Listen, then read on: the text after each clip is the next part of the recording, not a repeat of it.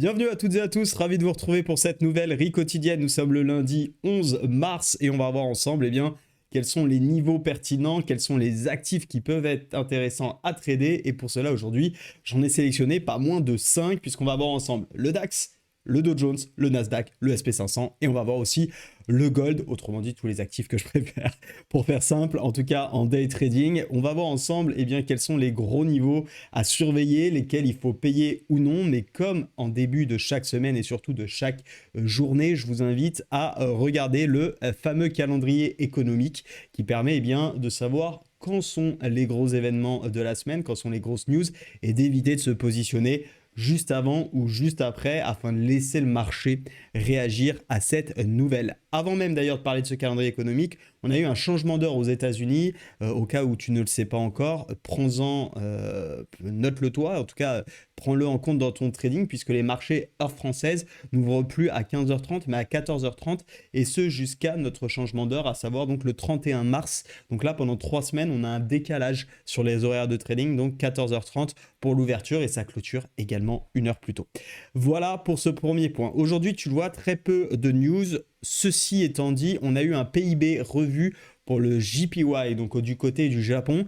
Et c'est extrêmement intéressant cette donnée, notamment pour les traders de Forex sur l'USD JPY. Je vous en ai fait un mail avec mon plan, ma vision justement sur l'USD JPY à accompagner avec les raisons qui pourraient appuyer mon scénario et les raisons qui pourraient plutôt l'invalider. Donc c'est extrêmement intéressant, je trouve, de voir l'USD JPY dans ce sens-là. Si tu n'es pas encore inscrit à ma newsletter, je te rappelle qu'elle est gratuite et je partage tout un ensemble de conseils, analyses, retours d'expérience visu comme ça que je peux faire sur les différents actifs. Donc n'hésite pas à en profiter, c'est déjà parti ce matin, mais inscris-toi dès maintenant à la prochaine, tu as le lien en description pour ne rien manquer.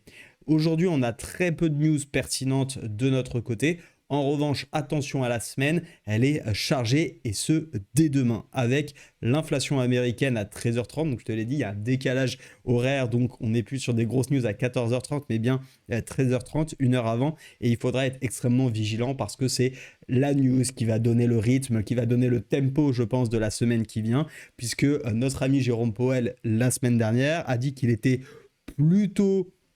Dans l'idée, en tout cas, il était plutôt ouvert à la discussion et à une prise de décision de baisse des taux, sous réserve bien évidemment que l'inflation reste maîtrisée. Et ça va être tout l'intérêt de voir où on en est cette fois-ci. Est-ce qu'on a une inflation qui continue à diminuer? D'autant plus que vendredi, on a quand même eu des chiffres de l'emploi qui ont mis une certaine pression sur le dollar, avec notamment du chômage en croissance et des salaires qui, eux, se contractent. Donc, en tout cas, une croissance des salaires, pardonnez-moi, qui baisse. Donc, c'est plutôt pas une bonne nouvelle pour le dollar. Et dans le contexte américain, forcément, qui dit une baisse comment vous expliquer, des salaires, plus de chômage, ça enlève une certaine pression inflationniste et donc pour éviter d'aller, là je projette très loin, mais éviter d'aller dans un scénario de crise ou de récession, comme on est déjà relativement haut sur les taux, Jérôme Powell pourrait prendre la décision, en tout cas ça pourrait appuyer dans cette décision de baisser les taux, le scénario qui est notamment attendu par les marchés américains, mais je vous rappelle qu'en réalité, à mon sens en tout cas, c'est déjà pricé. Là on est vraiment dans une optique où on price la baisse des taux. Donc attention au moment où on validera qu'il y a effectivement bien une baisse des taux. Est-ce que c'est pas finalement un buy the rumor, sell the news? Le marché nous le dira. Je reste extrêmement prudent et c'est notamment la raison pour laquelle je surfe les tendances en day trading, mais que je ne suis absolument pas en train d'investir actuellement, en tout cas pas sur les actifs dont tout le monde parle, et encore moins où je suis en train de renforcer des positions ETF ou autres. C'est pas mon optique actuellement. Voilà, vous savez un petit peu tout parce que je m'attends à un moment ou à un autre à ce que ça corrige. J'estime que c'est pas forcément le meilleur moment pour être exposé au marché. Attention, hein, si vous êtes déjà en position, c'est très bien, hein, surfons et accompagnons les tendances.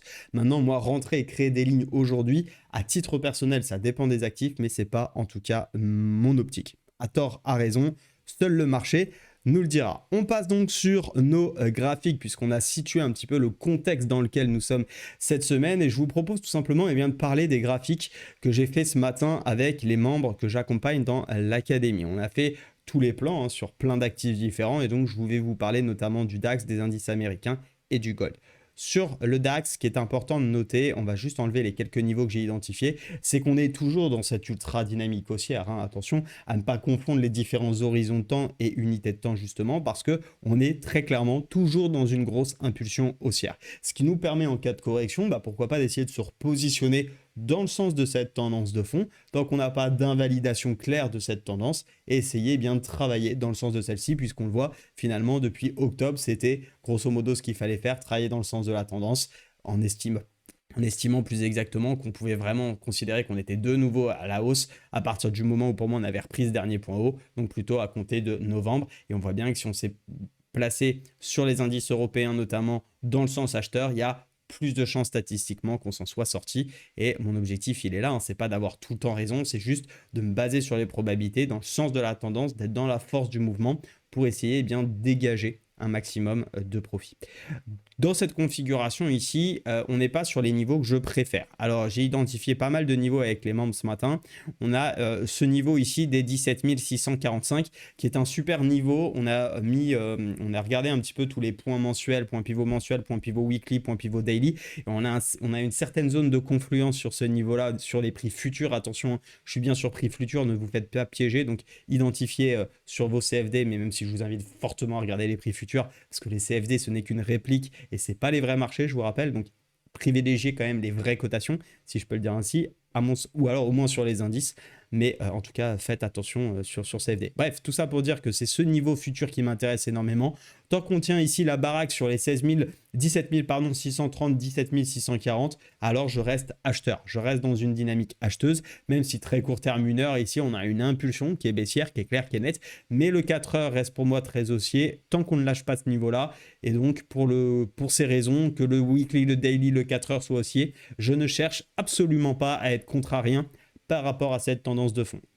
Ça ne veut pas dire qu'il ne faut pas vendre, c'est juste ma vision des choses et je préfère conserver un biais acheteur dans une dynamique qui reste dans le fond extrêmement porteuse. Pour le coup, ici, on a une belle correction. Est-ce la fin? Est-ce le retournement? Je vais être patient. Vous voyez bien qu'ici, ça a été la zone d'indécision précédemment, hein, donc sur la semaine dernière, avant qu'on finisse par résoudre cette cassure jeudi. On est de nouveau dans cette zone un petit peu de flottement et donc j'évite de trader au milieu de nulle part et j'attends des confirmations de reprise de tendance acheteuse. Ça serait notamment de repasser au minima sur du H1, voire du H4, au-dessus de cette zone de polarité des 17 770, et dans ce cas-là, accompagner le prix de nouveau vers ces derniers plus hauts. On aura également cette petite zone de polarité qui peut représenter un objectif court terme, plutôt pour les day traders notamment, donc qui peut être intéressant. Et pareil, si on casse au-dessus, on y va. En revanche, si on était amené cette semaine à casser sous les 17 630, ça serait plutôt mon niveau d'invalidation sur les plans acheteurs. Dans ce cas-là, je me mets à l'écart des achats. Je regarde, est-ce que je short ou pas, ça dépendra des cassures, des mouvements qu'on aura, mais en tout cas, je prends de la hauteur par rapport à mon plan acheteur et je m'écarte du marché. Ça, c'est pour le DAX. Concernant désormais le King of the King, le SP500, on a des petites configurations extrêmement intéressantes aussi. Pareil, on a tracé une belle oblique ici, daily, qui maintient très clairement cette tendance à la hausse et qui pourrait être bien évidemment travaillée, chatouillée, mais qui ne remettrait pas, en tout cas sur le court terme, sauf grosse baisse, hein, bien évidemment, il n'y a jamais rien qui n'est impossible sur les marchés financiers, mais en tout cas, je serais toujours plutôt acheteur. Pour moi, ici, on est de nouveau sur une zone de polarité, on le voit très bien sur ce niveau 4 heures, une zone qui a été travaillée par le passé, c'est la zone des 5180, 5200, et je suis toujours à l'aise ici à chercher des achats tant qu'on ne cède pas plus. Ça ne veut pas dire qu'on va payer comme des malades, ça veut simplement dire que si j'ai des configurations dans mes plans acheteurs sur cette zone, alors je serai tout à fait OK de payer, d'accompagner de nouveau le prix. Si le prix ici se casse la binette ce matin, cet après-midi, pardon, permettez-moi pour cette expression un petit peu ancienne, mais s'il se casse la binette, eh bien autant vous dire que je prendrai également de la hauteur et j'attendrai des niveaux un petit peu plus bas. Pourquoi? Parce que j'estime que si on casse l'oblique ici,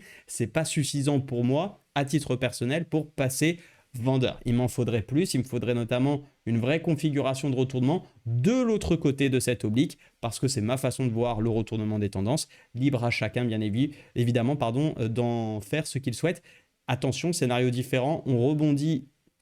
Je vous parle notamment pour la semaine là, mais on rebondit, il ne veut plus tracer. Voilà, on rebondit et on casse ici. On est face à un double top, on casse la zone de polarité. L'oblique, du coup, serait effectivement bien cassé à ce niveau-là. Et là, on n'est plus du tout dans la même chose puisqu'on a une théorie de dos qui serait inversée avec des plus hauts plus bas et des plus bas également. Ok, donc on est vraiment ici sur regardez un petit peu ce qui se passe. En tout cas, pour l'instant, eh bien, j'ai un petit biseau ici qui se met en place sur du 1 heure 15 minutes. Le biseau, je rappelle que c'est une figure de retournement de la tendance précédente. Donc, on voit bien que la pulsion est baissière. Et donc, si on arrive à repasser, à casser ce biseau et notamment à sortir de cette petite zone ici de congestion qu'on a depuis juste hier, enfin en fait cette nuit, mais tout simplement si on arrive à tenir la zone, on aurait une vraie validation, par exemple une belle bougie à l'open qui nous reprendrait tout ça, alors c'est beaucoup plus à l'aise pour chercher des achats et accompagner de nouveau le mouvement. Si on casse cette zone, comme je vous l'ai dit, je reste, pardonnez-moi, plutôt à l'écart. Ça, c'était le plan sur le SP500. Concernant le Nasdaq,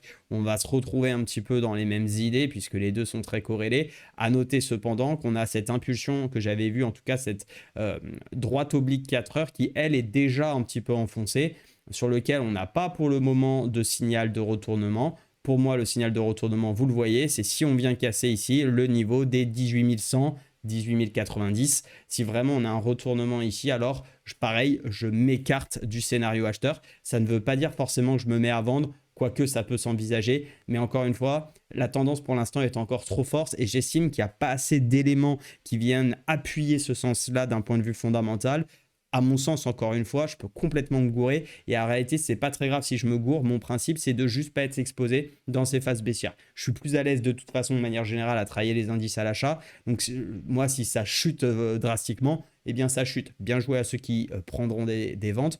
L'objectif pour moi, c'est de respecter mes plans. Ici, je ne serais pas encore très à l'aise à vendre, pardon, et je serais plutôt effectivement sur des recherches d'achat, peut-être en rebond, sur des configurations de potentiel de retournement pour malgré tout reprise de tendance de fond haussière. Là, ça serait plutôt du court terme qu'on serait en train de mettre en place une correction et dans ce cas-là, pourquoi pas essayer de s'exposer sur plutôt des rebonds dans la tendance de fond. Même si on est d'accord, ici, ça peut s'envisager de vendre, pourquoi pas, en fonction de comment vous voulez travailler. On a par contre, il faut bien le noter, une énorme bougie ici impulsive baissière. La bougie de vendredi, elle fait relativement mal à ce niveau-là, hein, cette bougie de 16 heures. On voit bien la grosse dynamique vendeuse.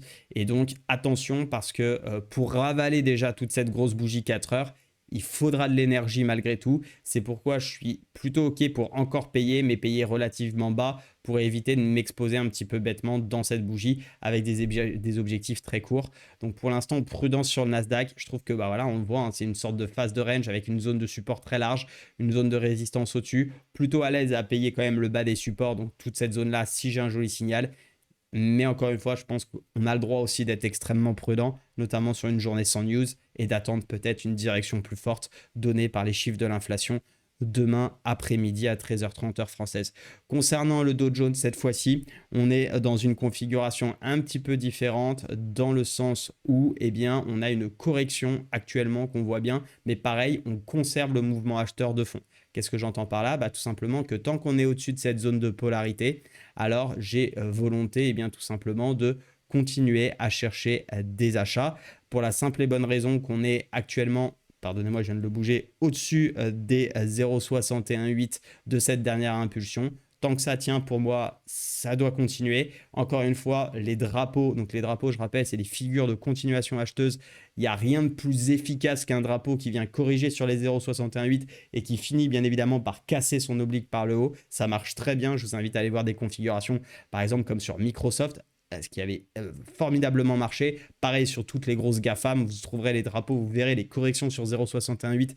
C'est du caviar, vraiment du caviar. J'ai pas d'autres termes à vous dire. Alors ça marche pas 100% du temps, mais encore une fois, avec les probabilités et une bonne gestion du risque, ça vous permet vraiment d'avoir des top scénarios. Et donc moi, dans l'idée, c'est de jouer ce drapeau si on a cassure par le haut. On verra si ça a lieu ou pas. Pour le moment, on en est encore loin. Pour le moment, on est dans ce drapeau qui ne m'intéresse pas trop. Bien évidemment, par contre, payer cette zone de polarité ici, qui est un petit peu, qui n'est pas faux folle en réalité, mais c'est plus les 0,618 plus zone où on pourrait trouver un signal d'achat ici. Pourquoi pas continuer à payer, accompagner le mouvement de fond acheteur. Attention par contre, si on casse cette zone, alors on risquerait non seulement de casser le 0,618, la zone de polarité, appuyer le mouvement baissier, accélérer la chute de ce drapeau. Et là, ça peut vraiment emmener le mouvement beaucoup plus bas. Donc notamment sur la zone des 38 500, sur lequel on réfléchira de nouveau à acheter. Et si on casse ce niveau, alors là, par contre, on se posera vraiment d'autres questions. Mais Là, effectivement, il faut commencer à être vigilant parce qu'on pourrait même avoir, vous voyez, des configurations. Alors, elles sont un peu tirées par les cheveux, mais d'épaule, tête, épaule. Et donc, on est quand même sur des figures de retournement. Donc, tant qu'on tient, pour l'instant, je ne cherche pas des mouvements vendeurs parce que ça serait en fait essayer d'anticiper et de se mettre contre le sens de la tendance de fond. En revanche, si ça se valide, alors effectivement, on pourrait partir à la baisse. Donc, vous voyez, sur les indices, moi, je trouve qu'on est sur des gros niveaux qui restent intéressants à payer si on a des confirmations. Je vais éviter de payer comme ça un petit peu à l'aveugle. Mais vigilance parce qu'on a aussi un risque potentiel de retournement. Encore une fois, on gère ses positions, on gère son risque, on décide un camp ou l'autre, on évite d'être dans les deux en même temps et ça permet d'appréhender le trading de manière plus sereine et surtout de se focaliser non plus sur le résultat mais sur la prise de décision. Est-ce que j'ai raison d'acheter? Est-ce que j'ai raison? En tout cas, plus que j'ai raison, est-ce que je suis dans mon plan acheteur ou je suis dans mon plan vendeur? Et le but, c'est de réfléchir en termes de plan. Le résultat, il se fera de facto sur le long terme. On a le droit de se tromper, on n'est pas là pour avoir raison. Le but, c'est de gérer son risque dans nos prises de décision. J'insiste, je répète, je m'en fiche si vous en avez marre, je répète la même chose. Pour moi, c'est le plus important et j'estime que si vous me regardez, c'est peut-être aussi pour essayer de progresser, d'améliorer votre psychologie qui parfois peut être un petit peu friable et je vous rassure, c'est le cas chez tout le monde. C'est extrêmement compliqué de gérer ça. Donc, si je peux vous donner quelques tips, profitons-en. Sur le gold, bon bah écoutez, super.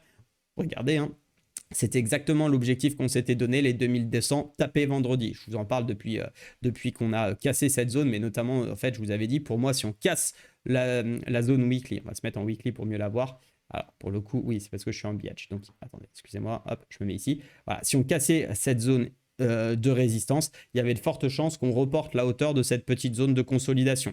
C'est simple, on y a été en ligne droite. Je vous avais également expliqué qu'à mon sens, il y avait de fortes chances que si on casse ici, ça accélère très vite pour des raisons de short squeeze, puisque tout simplement, on avait une grosse bouchie impulsive ici, et donc qui représentait énormément de short en position à ce niveau-là. Et je vous rappelle que pour clôturer un short, une position donc de vente à découvert, il faut racheter sa position, ce qui crée non seulement une force acheteuse de par les acheteurs, mais également par les vendeurs qui sont obligés de racheter leur position et donc de clôturer, ce qui entraîne un phénomène d'accélération. Et comme on a eu un dollar sur lequel on a un petit peu tapé sur la tête avec les dernières news, le gold en a notamment profité et ça a très bien accéléré. Et je suis très content parce que c'était vraiment l'objectif. On casse ici. On avait vu, alors je les ai supprimés avec les membres de comment vous dire, l'académie, mais on avait vu pas mal de petites opportunités avec une mini tasse à vacances ici. On avait vu des triangles symétriques et des triangles ici. Je crois que c'était sur ce niveau-là, des triangles ici de triangle ascendant de comment vous expliquer, de continuation. J'arrive pas à prendre mes outils, mais hop là, non, il ne fait pas. Voilà, une sorte de triangle ici sur cette résistance et ici accompagnement. Donc le beau petit triangle ascendant qu'on était venu pullbacker pour aller chercher les 2200. Donc voilà, très content. Et encore une fois, c'est que j'ai raison, que j'ai tort, on s'en fout un peu. Le but, c'est d'avoir suivi le processus, d'avoir suivi la méthode. Le reste, que j'ai raison, j'ai bon, tant mieux si j'ai raison, bien évidemment, parce qu'on fait quand même ça pour avoir raison. Mais focalisons-nous sur le processus, sur pourquoi on prend les décisions et après c'est au marché de décider. C'est plus à nous d'interagir sur notre trade. Nous, tout le travail, on l'a fait. Je me rappellerai toujours de cette phrase à l'époque quand j'étais commercial dans mon ancienne entreprise, de mon directeur commercial qui me disait 90% de la réussite d'une vente, c'est dans la préparation. C'est totalement applicable en trading. 90% de la réussite d'un trade se fait dans la préparation, dans le plan, dans l'analyse. L'exécution, c'est plus que le clic-bouton. Et après, une fois qu'on a tenu un plan, une fois qu'on avait un plan, on n'a plus qu'à le tenir. Et finalement, l'exécution de la stratégie, c'est 10%. C'est pour ça que pour moi, c'est bullshit d'entendre à droite, à gauche, il faut utiliser telle stratégie. Non, il faut utiliser une stratégie dans un plan, dans un contexte global, parce que la stratégie en elle-même n'a pas de sens si vous n'avez pas de méthode et d'approche plus générale. Voilà pour aujourd'hui. Si vous voulez plus de données, plus de contenu, plus d'analyse à chaud, je vous rappelle que vous avez mon canal Telegram qui est totalement ouvert à tout le monde.